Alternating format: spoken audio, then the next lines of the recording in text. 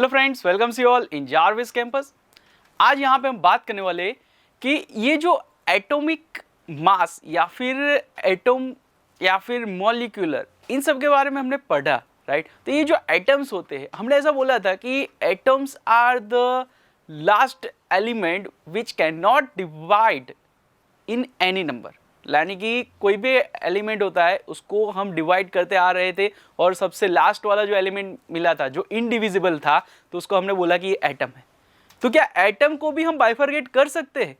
तो कि हाँ, एटम को भी एटम के सब एटम्स में बाइफरकेट किया है यहाँ पे और उसका मॉडल्स बनाया है।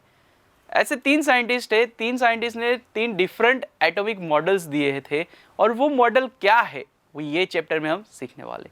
साथ ही साथ हमने ऐसा बोला था कि ये जो वैलेंसी है, लास्ट चैप्टर में हमने ऐसा बोला था वैलेंसी क्या होती है, तो उसके बारे में हम नेक्स्ट चैप्टर में पढ़ेंगे, ऐसा बोला था। तो यस, ये जो वैलेंसी है इसको इन डिटेल हम ये चैप्टर में जानने वाले।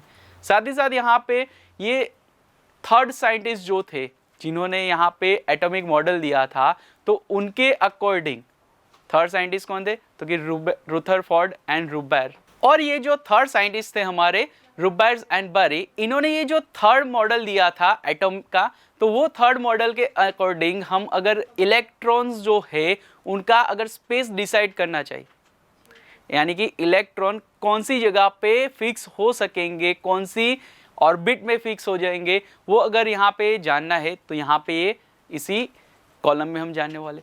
साथ ही साथ यहाँ पे हम जानने वाले कि ये जो एटम्स है उसके अकॉर्डिंग आइसोटॉप्स क्या होते हैं, आइसोबार्स क्या होते हैं, या फिर आइसोटॉप्स और आइसोबार के बीच में क्या डिफरेंस है, यानी कि उनका